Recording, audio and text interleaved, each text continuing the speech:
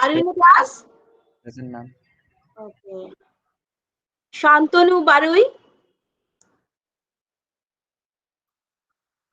Saumodip Bishwas. Onnoy Chando. Shatakshi Nondi. Present, ma'am.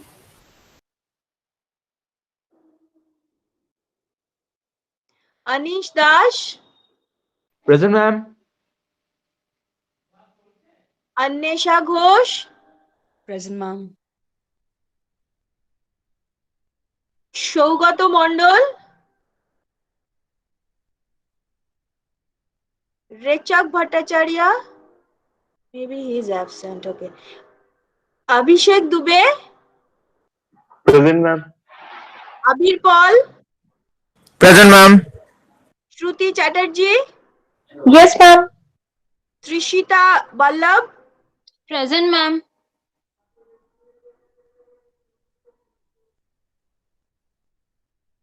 Debargho Som. Present, ma'am. Anurup Guha Thakurta. Shubhayon De. Just a minute.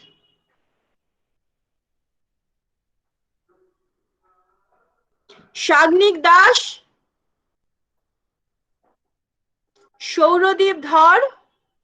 Present, ma'am. Lahar Gupta.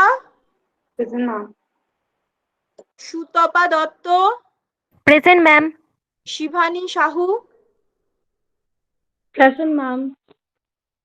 Trishita Ghosh. Present, ma'am. Ankita Haldar. Ankush Roy. Present, ma'am. Debesh Mishra. Present, ma'am. Ankita De. Present, ma'am. Sayanti Mukhopadhyay. Present, ma'am. Didsha Rakshit. Present, ma'am. Chayan Kumar Gui. Present, ma'am. Aniruddha Som. Present, ma'am.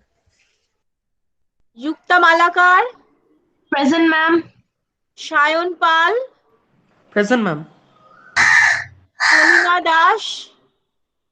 Present, ma'am. ওরে বাবা Srija Mukherjee Present, ma'am. Souvik Mahato Present, ma'am. Ratnadeep Ghoshal Present, ma'am.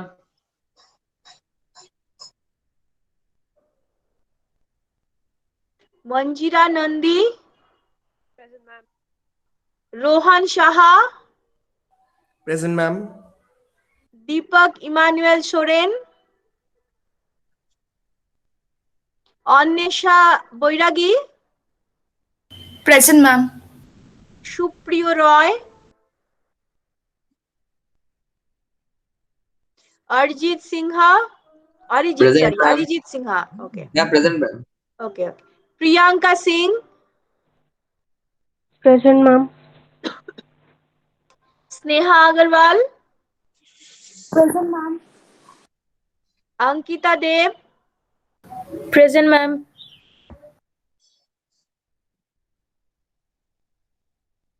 Asmita Roy Present, ma'am. Shreyasi Sarkar Present, ma'am. Pradipta Chakraborty Present, ma'am. Pradipta okay Rohan Agarwal Present, ma'am. Sukhdev Bandyopadhyay Present, ma'am. Rajdeep Dutta Sagnik Banik Present, ma'am. Ayan Pal Present, ma'am. Farhin Imran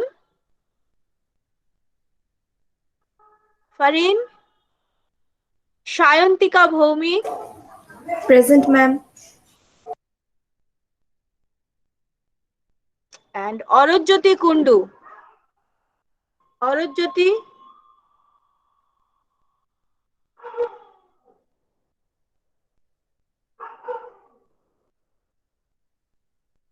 Deepak is present now. Anyone who left here as attendance? Yes, Ma'am. ma'am. Last I'm minute, one Shamuddin by one. Biswas. One by one. Deepak. Okay. Then? Ma'am, Shamuddin Biswas. এক minute. Shamodip. Ma'am, Just a Anvi's minute. mic is not. Yes. What's your name? Ma'am, Anvi's mic is not working. He's present. Anvi Chanda. Anvi. Okay. Anvai. Okay. Anyone else? Okay.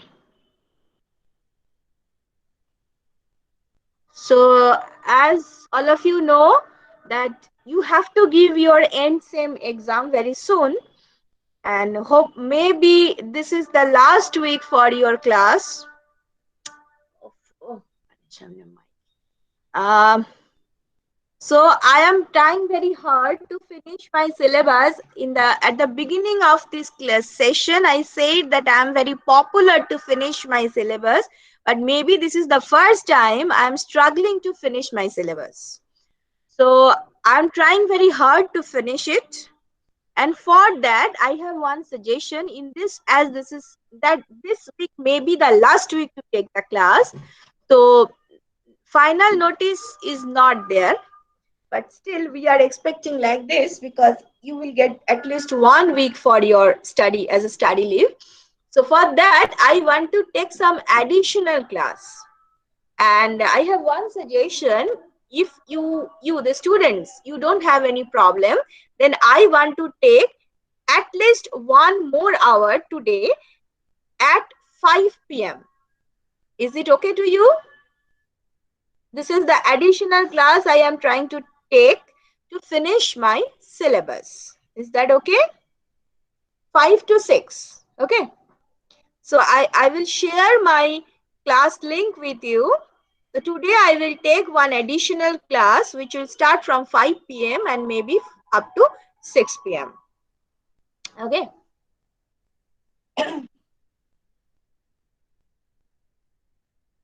I have a small portion left from my government intervention. So let me discuss it first. That portion I left.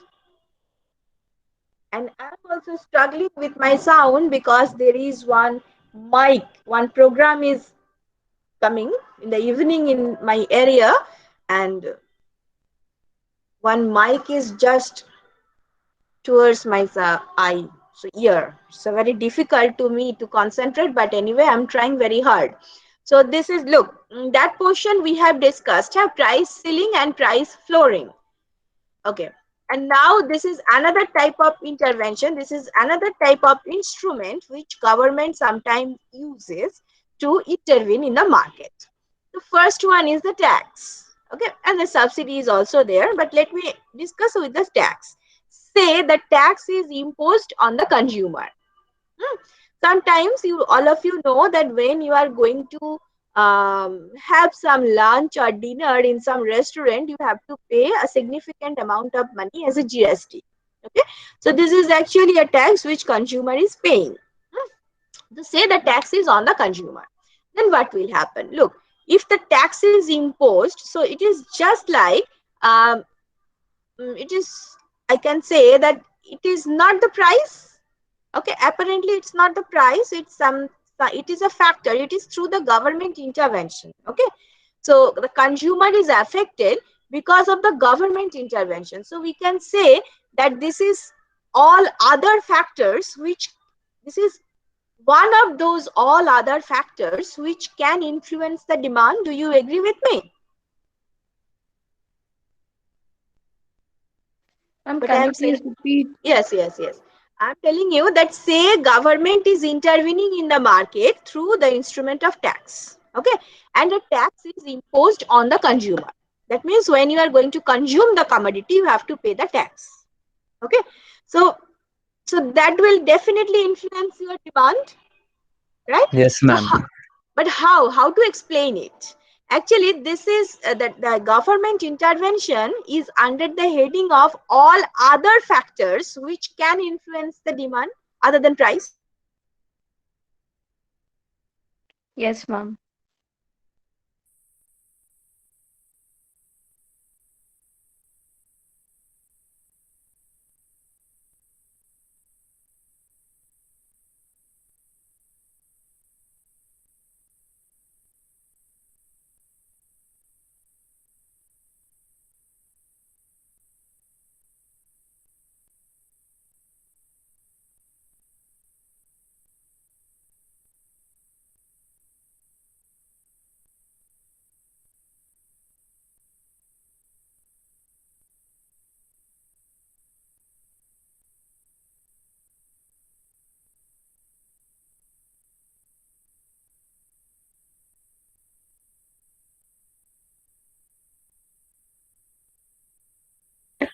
Ma'am, you are not audible.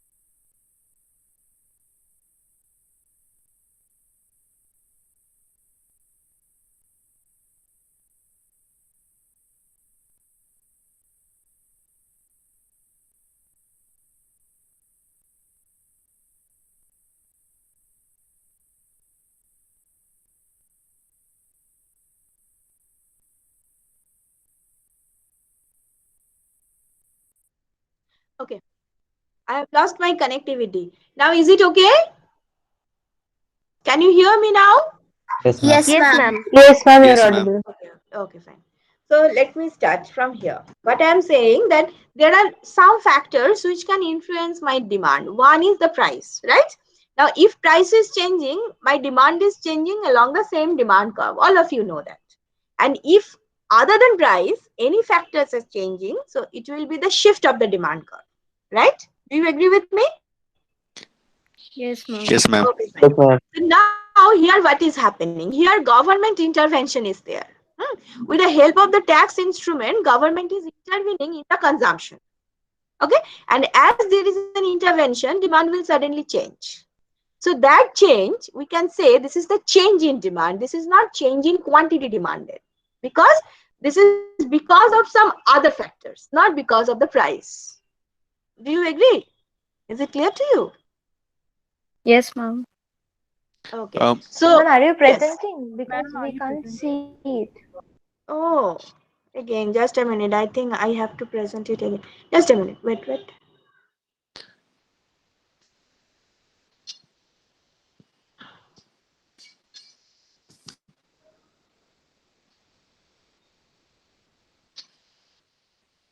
Now, can you see? Ma'am, Yes, Yes. ma'am. ma'am, Hmm? repeat. Please repeat once more. Yes. What I am saying that there are some factors which can influence my demand. What are those factors? The first one is the price. If price is changing, it is the change in quantity demanded. That means we are moving along the same demand curve. Okay.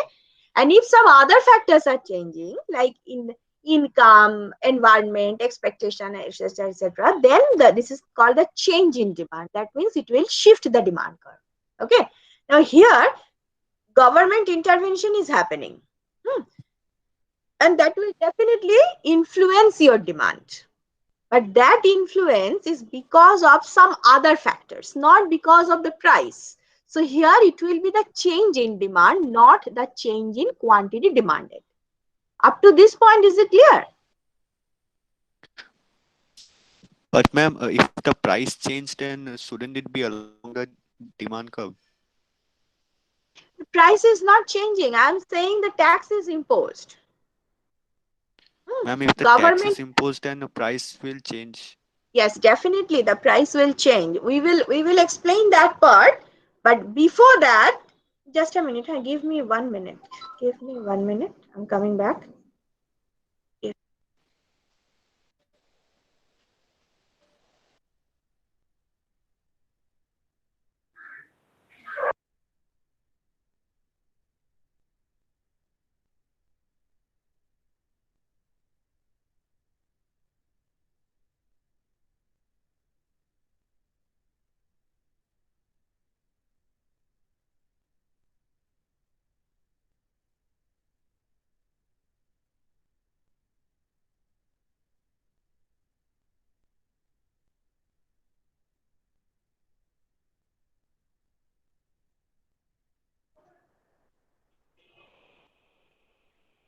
Yes.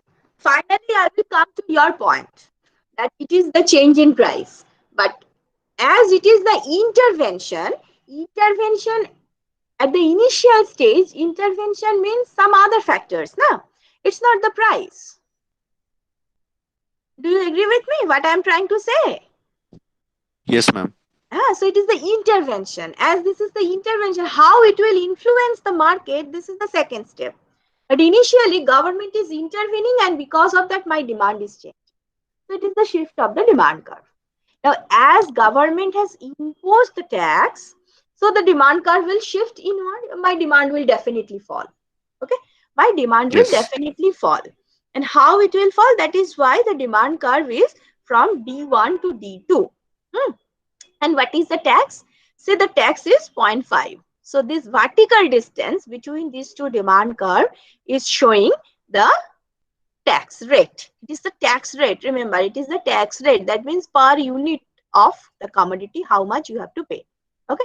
So this is the tax rate. Now what happened? What happened? Look, if it is imposed, then the price is increased to 3.30. Okay. This is the price for whom? This is the price for the consumer. Okay. Initially the price was 3 rupees. Now the price is, look, the price is not 3.50 to the consumer. It is imposed on consumer. So you can say that, okay, if it is imposed on consumer, then consumer has to pay the tax, right? Consumer has to pay the tax. Initially, the consumer was paying 3. So now consumer has to pay 3 plus 0.5. So now it will become 3.5 for the consumer. But look what happened. It is not 3.5 for the consumer. It is only 3.3 for the consumer. Because this is your new equilibrium. Okay. When your demand curve has shifted to D2, you are getting your new equilibrium here. And the new equilibrium price is 2.8. Okay.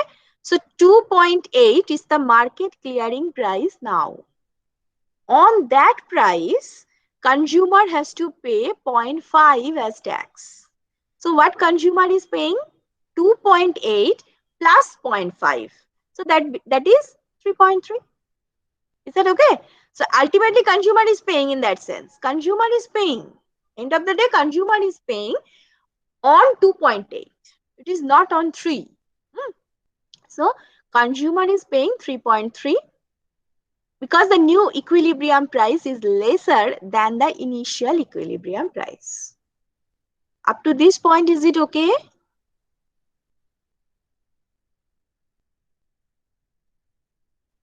Initially, the equilibrium, okay, let me explain that diagram again. Initially, the equilibrium price is 3. Government intervention is there. And as government is asking money from me as tax, so my demand is falling. And the new demand curve is D2. Given that D2, the equilibrium is here, the equilibrium price or the market clearing price is 2.8. But government is asking the consumer to pay. Fine. So now to the consumer also, the equilibrium price is 2.8. So consumer is paying 2.8 plus 0.50. So this is the total payment by the consumer. 2.8 is going to the producer and 0.5 is going to the government. So consumer is paying 2.8 plus 5. 0.5, that is 3.3 as the price of the commodity. Is that okay? Ma'am, Yes.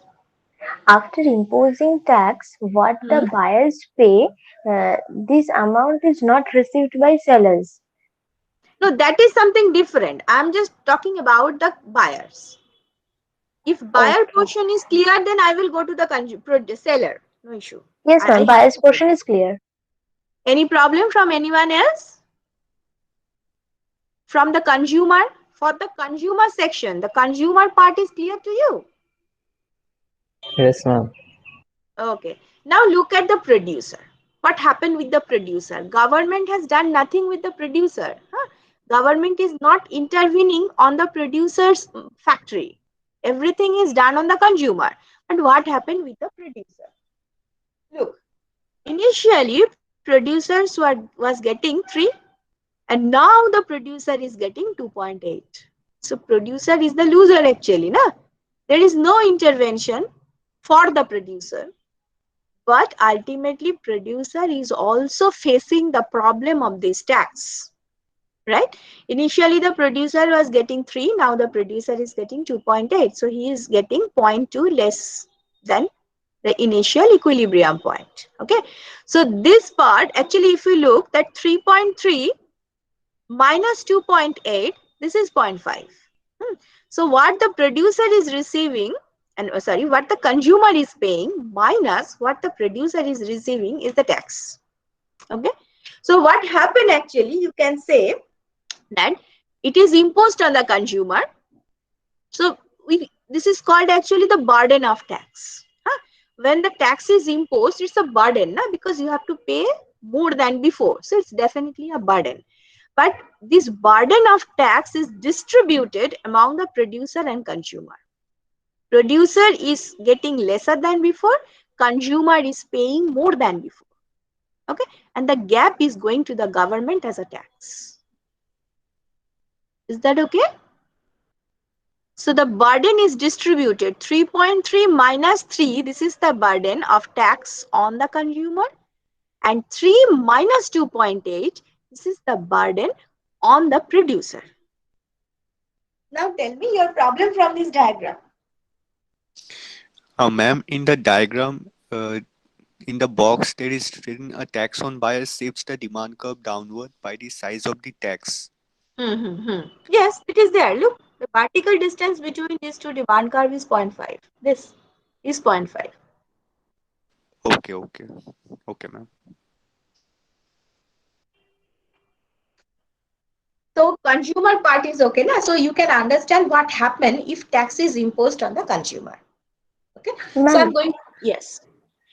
when the tax is imposed on consumer, then the burden on consumer is greater than the burden on sellers. May not be. That we will also discuss. It Oh, depends on the elasticity. okay, okay. But anyway, the consumer has shifted some of its burden on the producer. That we can say. Okay. The burden is distributed. Now the same thing, if the tax is imposed on the seller, then what will happen? Let me check. Look, tax on seller. Okay.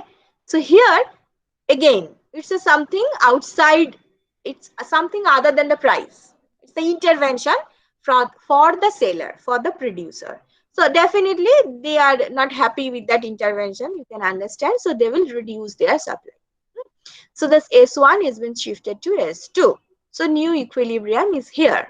Now initial equilibrium price was 3. And the new equilibrium price is 3.30. Okay. So the 3.30 is the market clearing price now. Producer is also getting 3.30 now. But from that 3.30, he has to pay 0.50 as a tax to the government. So ultimately, what is the money the seller will receive? 3.30 minus 0.5, that will become 2.8. Okay, so 2.8 is the ultimate price of the commodity to the seller. Is that okay? Ma'am, please repeat it once more. Yes, yes. Now look what happened here. Also the vertical distance between two supply curve is 0.5. So the tax is imposed on the seller. The seller has reduced their supply. The supply curve has shifted to S2. The new equilibrium price is 3.30, whereas the initial equilibrium price was 3. Okay.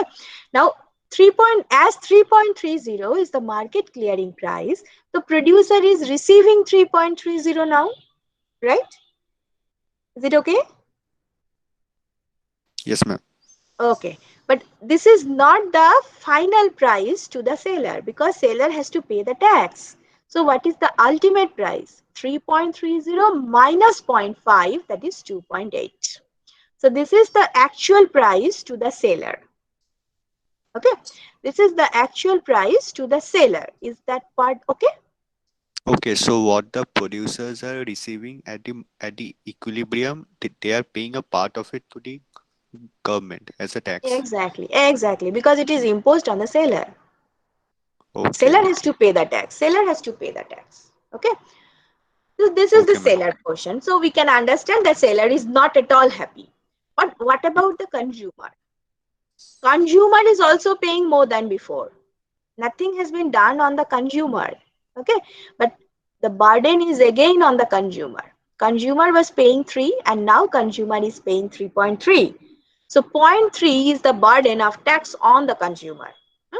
And 0.2 is the burden of tax on the producer. So this is again the burden of tax is distributed among the producer and seller. Seller has shifted some of its tax burden on the consumer.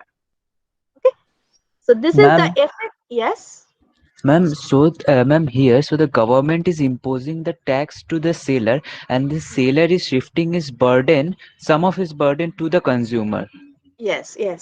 So, ma'am, for every indirect taxes, the burden can be shifted or Yes. It depends on the elasticity. Okay, As the ma'am. seller, if the consumer is perfectly elastic, it is not possible to shift. But if the Okay, demand is inelastic, producer can shift. okay. Maybe some Uh, pictures are there in my slides. I'm not sure. I can't remember actually. But maybe these are there. You can understand. Once you get that elasticity difference, you can understand how much you can shift. It's not like that. In that case, you can say, okay, if producer has this capacity to shift his burden on the consumer, then why not 100%? Why yes, not ma'am. 100%, right? Why only 0.3? Producer is also getting the problem. Why? Yes. Because it is the elasticity. The answer is Okay. the elasticity. Depends on the elasticity. We will explain it. Maybe I have, yes, no. Yes, I have this diagram. So you can understand. Now look what happened. So what is the conclusion of these two diagrams? That whether the tax is imposed on the producer or on the consumer, look, in the first diagram, consumer was paying 3.3. Here also, consumer is paying 3.3. In the first diagram, the producer was receiving 2.8. Here also, the producer is receiving 2.8. So, I can say that whether the tax is imposed on consumer or producer, the ultimate effect on consumer and producer is same. Do you agree with me? The tax Yes, rate is ma'am. same. The diagrams are Yes, ma'am. actually identical. Diagrams are actually identical. In the first diagram, only the shift of the demand curve by 0.5.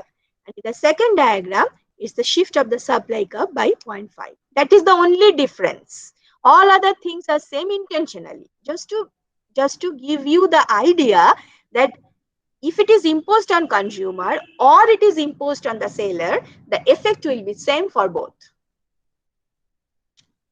Okay. So this is the thing. So we can say that if it is, now we are going to incorporate tax on the seller. Actually, these are just to explain you. The shifting of the demand curve and the shifting of the supply curve is just to explain you the problem easily. Once you can understand that ultimate burden is same either for the producer or for the consumer, then I'm going to say you something more. That look, it's the tax. That is the money. Okay. So ultimately you are paying some money. That means for the consumer, the price has been increased, and for the producer, price is reduced. So ultimately, when the tax is imposed, it is just like the tax price is increased to the consumer, the price falls to the seller. Is it clear? Yes, ma'am, clear. So if it is, so we can say, okay, if it is the increase in price or decrease in price, then why not the movement along the demand and supply curve? It is. Look in this diagram. Here what happened? There is no shift of the demand curve or supply curve, because we know if the same amount of tax is imposed from the demand side or for the producer side, the effect will be same. So there is no need to shift of my supply curve. It's better to move along the demand curve or along the supply curve. So when the tax is imposed, consumer knows the price is going to be increased. So he will reduce his demand along his demand curve. What about the producer? Producer also knows that price is going to fall. So he will reduce his supply along the supply curve. And finally, look at this point, what happened? The vertical distance between these 2 points is the tax rate, that is small t. In our example, it is 0.5. Okay. So the vertical distance between these 2 points is the tax rate. And look at this point also, demand is equal to supply. No? Is that okay? Demand is equal to supply because both are here. For the same quantity, demand is equal to supply. So from the quantity side, it is another equilibrium, we can say. Prices are different, but demand is equal to supply. Is it okay? Ma'am, this is happening because both the demand and supply curves are shifting by the same amount. No curve is shifted. The producer and the consumer, they have changed their decision along their original curves. We have shifted the curve just to explain the situation easily. But what happened? The same situation, if you explain in some other way, that you know that whether tax is imposed on consumer or on the producer, for the consumer, the price is going to increase. Do you agree with me? Yes, ma'am. If tax is imposed, consumer has to pay more than before. Simple. Okay. So as consumer knows that price is going to increase, then he will change or he will reduce his demand along his demand curve, because the price is increasing. Yeah?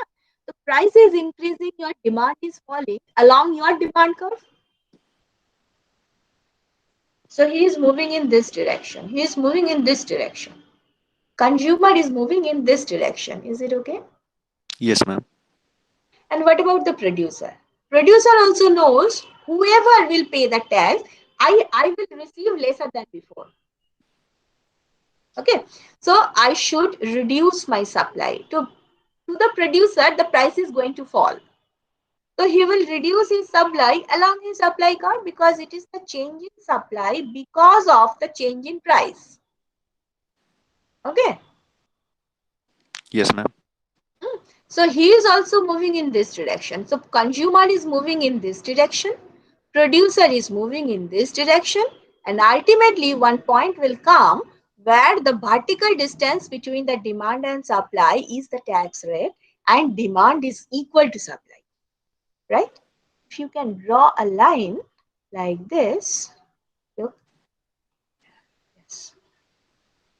This is the quantity what the consumer is demanding, and this is the quantity what producer is selling. Okay. So Yes, ma'am. from the quantity side, both are happy. But the problem is they are not getting same price. What consumer is paying is not the price what the producer will receive. That thing is there because of the intervention. But Uh, yes. Ma'am, the so, quantity side so, is not cleared. Can you Your repeat it, problem? ma'am? No. Someone is trying to ask. ma'am, so actually, is there any shift of the curves or along the curve? No, it's actually There is the no movement. movement along the curves. Okay, so That is what I said initially, that I am coming to your point. I don't know who asked the question, but I said to him that I will come to your point after analyzing these two diagrams. Because for the consumer, it is the increase in price. So yes, if ma'am. it is increase in price, then demand will fall along the original demand curve. For the producer, it is the fall in price. So he will change his demand along his own supply curve. There will be no shifting. Okay, ma'am. Ma'am, So before it was just for understanding Just for explain purpose. exactly. Yes. Oh, okay, ma'am. Yes. Ma'am, Someone was even if asking. we shift the demand or the supply curve with the same amount of the tax, Yes, ma'am, the yes, result will yes. be seen. Yes. These are there. These two Okay. diagrams are showing you are going to get the same result. Okay. And ma'am, you told about the quantity that both the suppliers as well as the buyers would be satisfied at that quantity. But ma'am, it is less than the initial equilibrium quantity. So how will it satisfy both the buyers and the sellers? What the consumer is demanding is equal to what the suppliers are supplying. So there is no surplus, no excess demand. So Okay. isn't it the equilibrium situation? Yes, ma'am. Because this is the definition of the equilibrium where demand is equal to supply. So we are getting demand is equal to supply for this particular quantity. So both sides are happy. But the Okay, ma'am. problem is coming from the price. Yes, ma'am. Okay. So it's a sort of equilibrium. We can say that, okay, demand is equal to supply, then why not equilibrium? Okay, fine, it is the equilibrium, but where is the problem? The problem is there is no unique price. What consumer is paying is something more than what producer is receiving. Because there is intervention. This gap is going to the government. Okay. So this is the Yes, ma'am. tax burden. Hmm. Now, as I was telling you that it depends on the elasticity, look at this diagram. Again, this diagram is also taken from your manual. Look, in the first diagram, the supply curve is, okay, fine, elastic, but the demand curve is very much inelastic. It's very steep. Demand curve is relatively steep than the supply curve. And again, say initially this is the equilibrium price, and now in just a minute, let me make it a bit larger.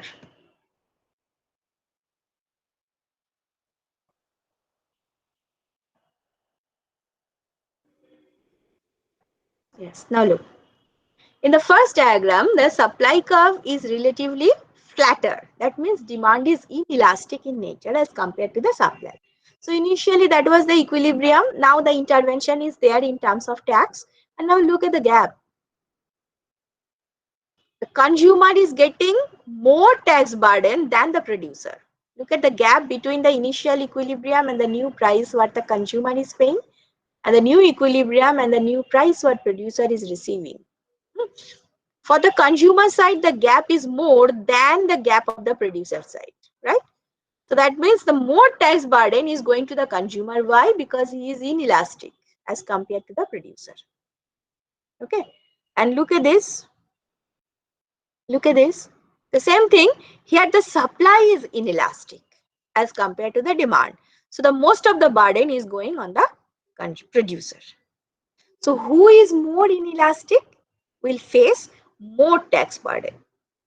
Okay. If consumer is relatively inelastic, then the tax burden will be more for the consumer. If producer is more inelastic, then producer will face more tax burden than the consumer. These two diagrams will clear your doubt regarding that burden. Now Ma'am, you can, yes. is the burden is dependent upon the kind of the product. It means to say when the demand is inelastic, it may the demand for high necessity medicines, then the buyers can't pay anything.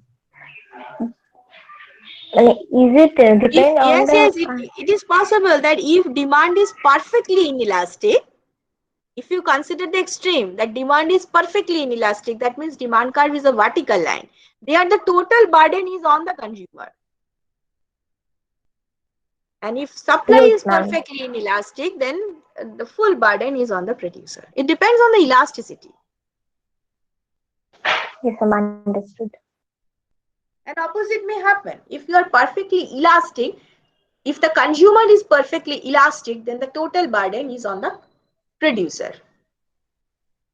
So this type of question may come. This is some conceptual question. Okay. I don't know which type of questions are coming, but I'm just giving you some suggestion that this type of question may come.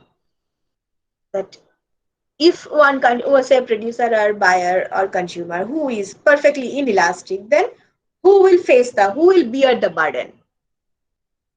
The other side will bear the total burden of tax. If it is perfectly inelastic, extreme case. But anyhow, this is the relationship between elasticity and tax burden. Is that okay?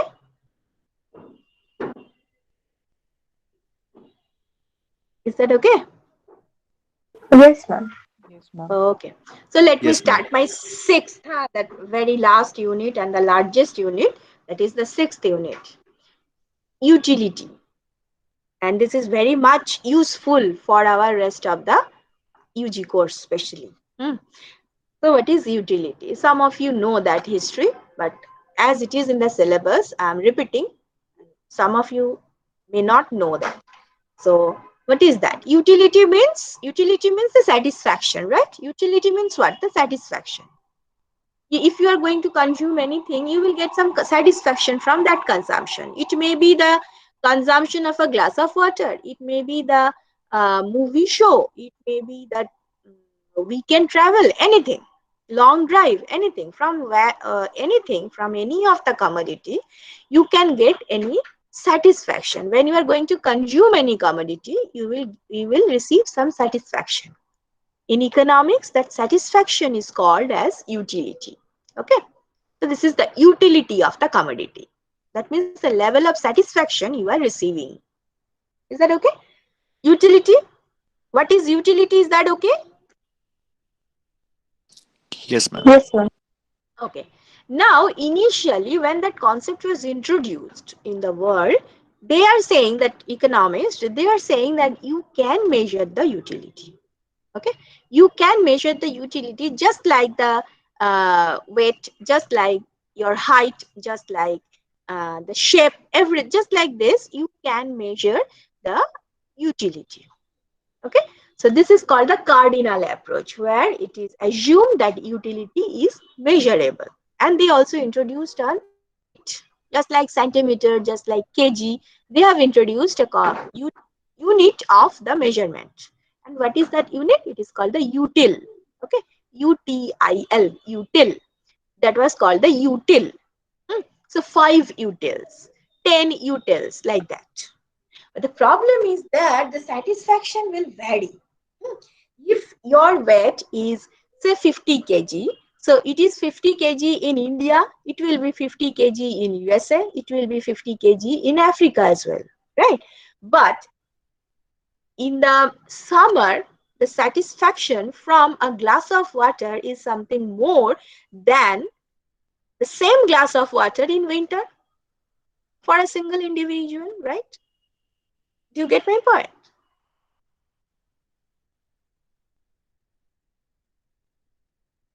Is it okay? I'm Yes, telling you ma'am. the level of Yes, ma'am. satisfaction you are getting. So say it is a glass of water. You are going to consume the glass of water.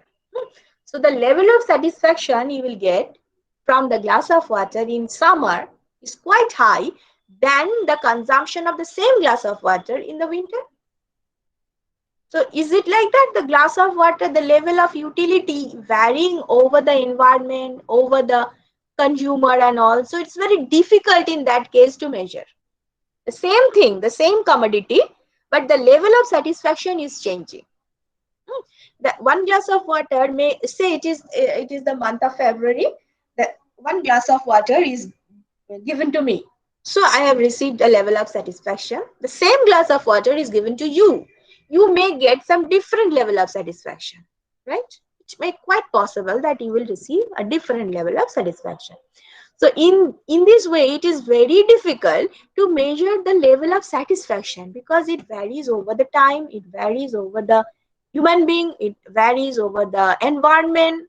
Actually, it is a variable. You cannot measure, but your height is constant, right? Your height is same in Kolkata. Your height is same. If it is measured, then it will be same in Kalna. If it will be measured, then it will be same in Chicago. Okay, so it is a constant. But the level of satisfaction, it is very much sensitive. It will change. So if it is a changing thing, how can you measure? You cannot measure. So initially, that cardinal approach was very much acceptable. Everyone was very happy that okay, level of satisfaction can be measured. But when they are going to apply this concept, this approach in reality, they are facing a problem that it is quite difficult to apply. Because every time the level of satisfaction is changing. How can I measure the level of satisfaction? It's not possible. So there comes the ordinal approach. Now look, then does it mean that there is no utility of the cardinal approach? There is no usefulness of the cardinal approach? The answer is no. The ordinal approach is based on the cardinal approach. We will discuss our syllabus, whatever it is in our syllabus, we will discuss everything with respect to the ordinal approach, but you will see that a lot of things we will take from the cardinal approach. As look, the cardinal approach is saying utility is measurable. So based on that concept, there is a total utility curve. We will discuss it. Where there is a total utility curve, there is a concept of marginal utility. And ordinal approach will also take these concepts from the cardinal. So I can say the cardinal approach may not be real in that sense, but it has a huge importance to discuss the satisfaction of the utility analysis with respect to the ordinal approach. So ordinal approach is taking the help of the cardinal approach to explain the reality. Okay, so this is the importance of the cardinal approach. But exclusively cardinal approach is not helping you to analyze the utility. Is that okay? It's a story actually. Now I'm going to tell you the ordinal approach. So what is ordinal approach? As you can understand, it is very difficult to measure the level of satisfaction. So ordinal approach is saying that okay, don't go for the measurement, but you can rank. You may not measure, or rather you cannot measure, but you can rank. You can say that a glass of water is giving me more satisfaction in summer than in the winter. But you cannot say how much satisfaction, how much utility you will get in summer and how much utility you will get in winter. But you can say that one glass of water is giving me more utility in summer than in winter. You get the difference? Ma'am, it is a qualitative concept. Yes, qualitative and the comparative concept, we can say. Yes, ma'am. Absolute concept is not possible here. Yes, ma'am. Any question? So that is the basic thing of the ordinal approach, that you cannot measure. This is already proved that you cannot measure your utility, but you can rank your utility. Okay, first, second, third, fourth, that you can do. But what is the exact value of the first, you cannot say. Okay, so this is the ordinal approach, and which is very much realistic. But again, as I said, cardinal approach is not so lucid. We have a huge importance. It has some huge importance in the economics analysis.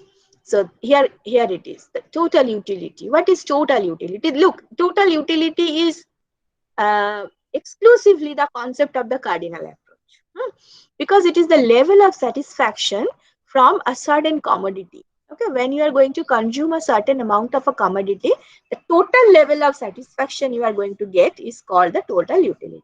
Okay, say from your lunch, how much utility you are getting? So this is the total utility from your lunch. And what is the marginal utility? It is the change of total utility. Remember, most of you know that it is the additional total utility. Don't say that additional. What about the reduction? It's better to say it's the change in total utility due to 1 unit change in the consumption of a commodity. Okay, it's the change in, that means del of total utility due to 1 unit change in consumption of a commodity. So these are the concept of total utility and marginal utility. Now look, these are the diagrams. The first one is the total utility. Look, this diagram may not be very good looking because that I drew this diagram, but okay, this is apparently this is the shape. The total utility curve, look, when you in the horizontal axis you are measuring the level of consumption Q, and on the vertical axis you are measuring total utility and marginal utility. The gray line is the total utility curve. When your consumption is 0, total utility is also 0. When you are consuming more and more, then your total utility is rising, right? So it's an upward rising curve. But look at the shape. Its upward rising has a particular shape. It is concave to the horizontal axis. Okay, the line is concave to the horizontal axis. What is the implication of that? Total utility is increasing at the decreasing rate. Is it okay? Total utility is increasing at the decreasing rate. Is that okay? Yes, ma'am.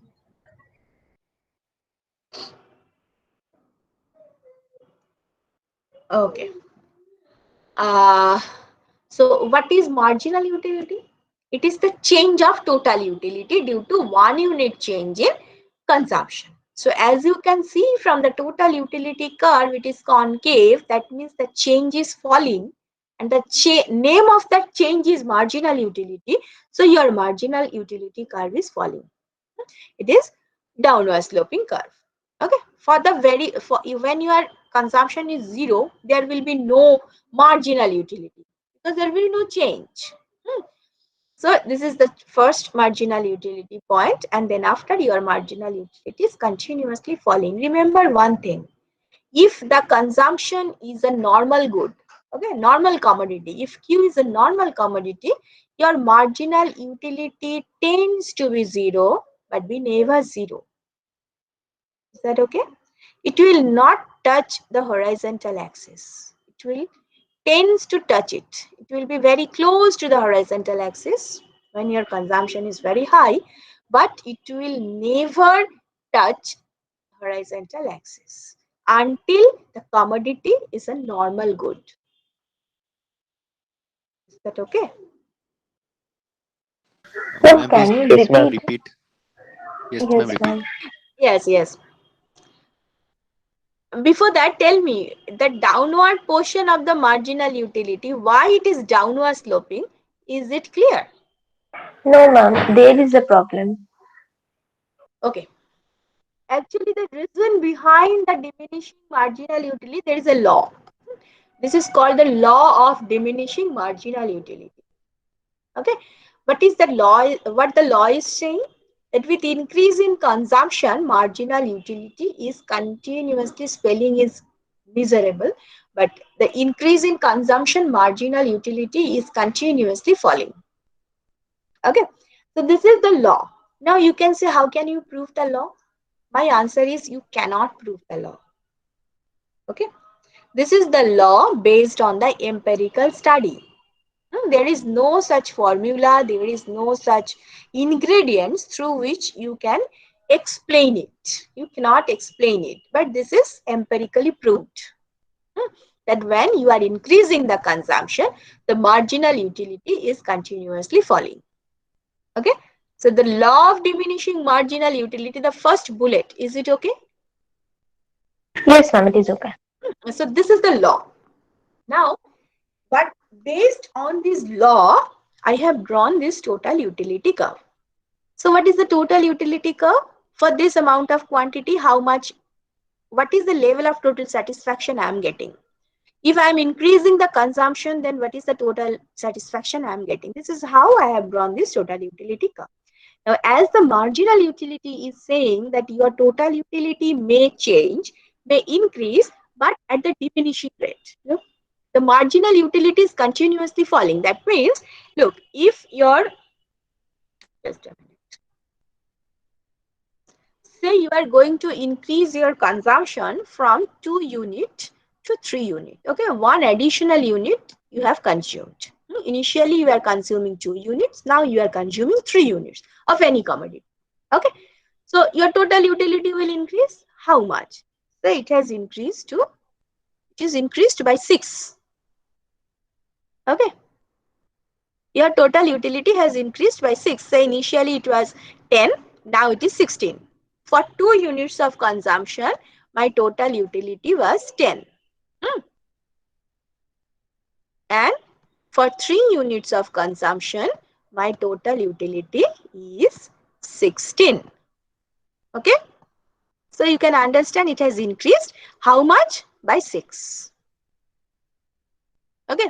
So the marginal utility of the third unit of consumption is 6. Okay.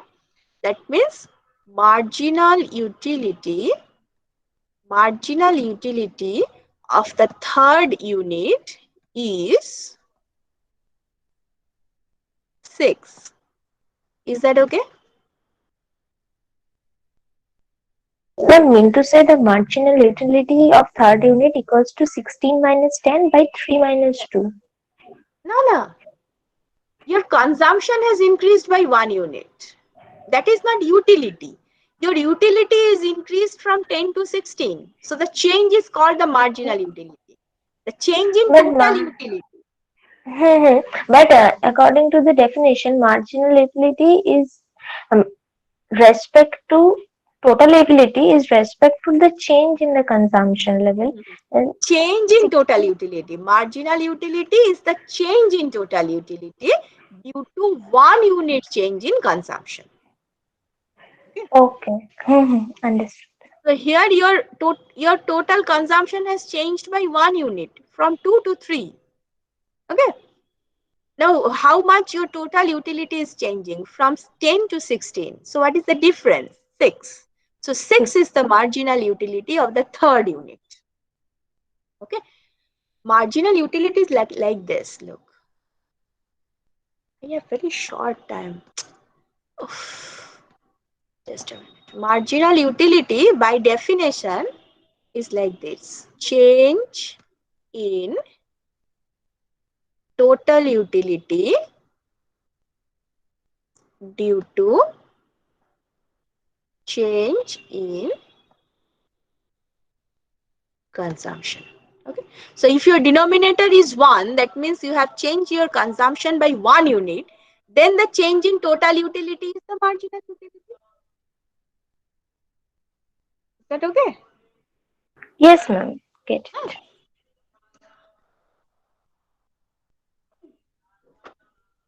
Okay. So your marginal utility is 6 here. Now the law of diminishing marginal utility is saying that if you are going to increase your consumption from 2 to 3 to 4 to 5 like this, then the total utility will definitely increase. But the difference will fall. That means the marginal utility will fall. Okay. So initially the difference is 6. Now the difference is, say now for 4th unit, the total utility is 20. Okay. For the 4th unit, the total utility is 20. So the difference is only 4. Okay. For the 5th unit, say the total utility is say 23.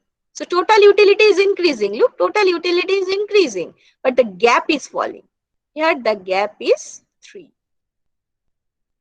Okay, so this is actually why it is happening, because the law is saying me like this. The law is saying there is a diminishing marginal utility. So my marginal utility should fall continuously from 6 to 4 to 3 like this. Is that okay? So based on the law, you have drawn your total utility curve which is concave to origin. If it is falling now, so if you join all those points, it will be concave. It's better to give you a table so that you can understand it properly, because in this my handwriting, I don't know how much you can understand, but if you have any problem with my handwriting or my analysis, just ask me. You have Ma'am. No, very ma'am. short. Now it is clear. Now I understood, ma'am. Ma'am, ma'am, ma'am. So the marginal utility curve will never touch the y-axis, but can it touch the Yes, x-axis? yes, yes. It will touch if the commodity is inferior. Oh, so ma'am, then it will touch the y-axis also. No, no. Y-axis, it will touch y-axis when your for the zero. That means it will touch y-axis when your consumption is zero. Okay, Okay, ma'am. but look, when your consumption is zero, there is no marginal utility. There will be no change.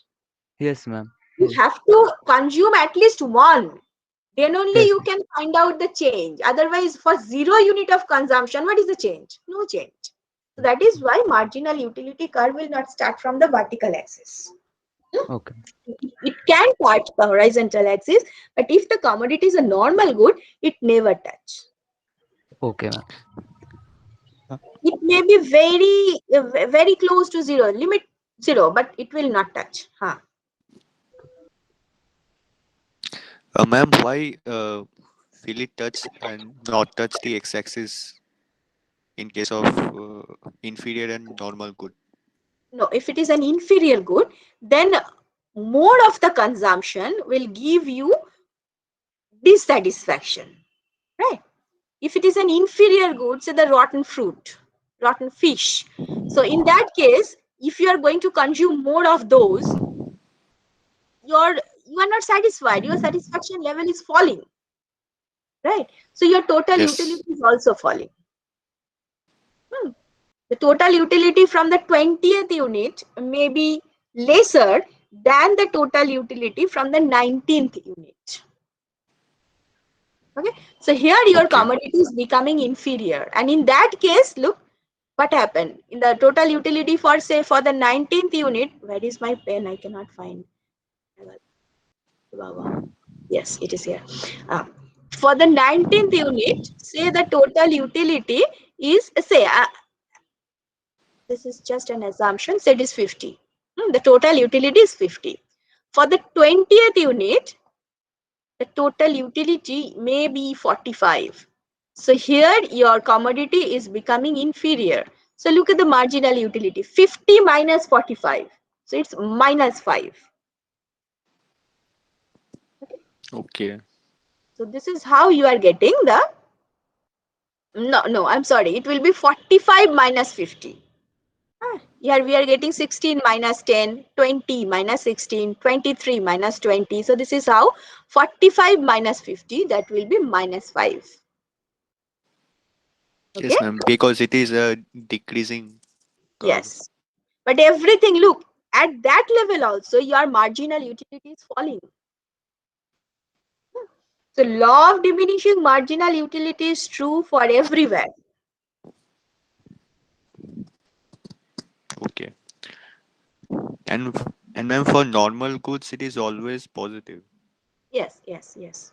Ma'am, why is that? What's your question? Ma'am, why it is always Oh, oh, positive oh, for oh, oh. normal goods? Yes, yes. For normal good, like for, if the commodities are normal for you, your total utility must rise, maybe insignificantly, but you are happy with the commodity. So your total utility should increase if it is a normal good for you.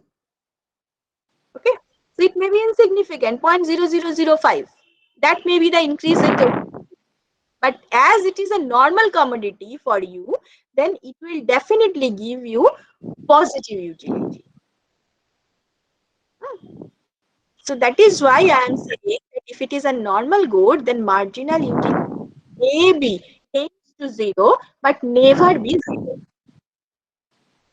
I know some of you haven't practiced to draw the total utility curve like this. And then from here, your marginal utility curve is less. I know that some of the in the school level books, this type of total utility and marginal utility curves are there. But the thing is, from this level, the commodity is becoming inferior. But as I am saying, the commodity is not inferior for my consumer, so my total utility curve must be positive and my marginal utility must be positive. It never touch zero. Okay. Okay, so for normal good, the total utility will increase, and Mhm. even for some small amount also, Yes, it will yes. It may be, continuously increase. yes, it may be parallel to the horizon. It may be close to the parallel. It may try to be parallel to the horizontal axis, but it will not. There should be some positive total utility. So line will be always positively sloped. Okay. But the concavity must be there. Total utility curve must be concave. That portion is true because of the law of diminishing marginal utility.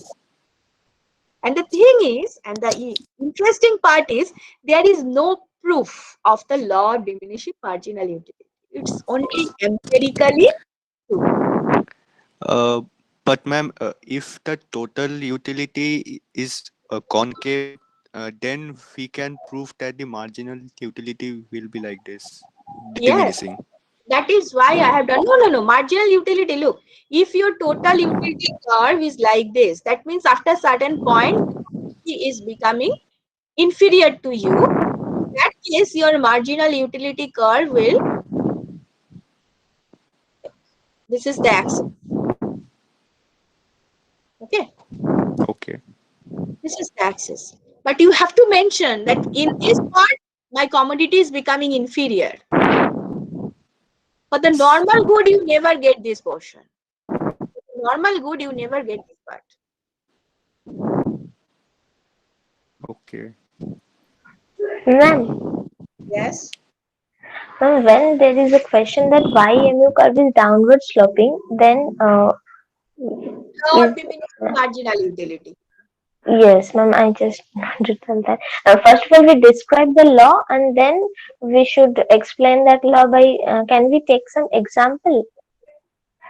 It's possible you can use the table, but I don't think this much of marks will be given to you. Max to max, the question will be what is law of diminishing marginal utility? Because there is no such explanation, as I said. It's empirically proved, nothing more. Yeah. And Yes. I can assure, I don't know actually, I don't know, but generally at the honors level, the questions will not come like draw total utility curve and marginal utility curve. This is absolutely school level question or the general elective question. For the honor students, generally these type of questions are not coming. That draw a total utility curve and a marginal utility curve. This type Okay. of question may come that why total utility curve is concave. Okay, that type of conceptual questions may come, that whether they want to know that whether you know the law of diminishing marginal utility, what the importance of the law on this shape of the total utility curve, whether you know that. That is why they are asking. But draw the total utility curve, I don't think this type of question will come.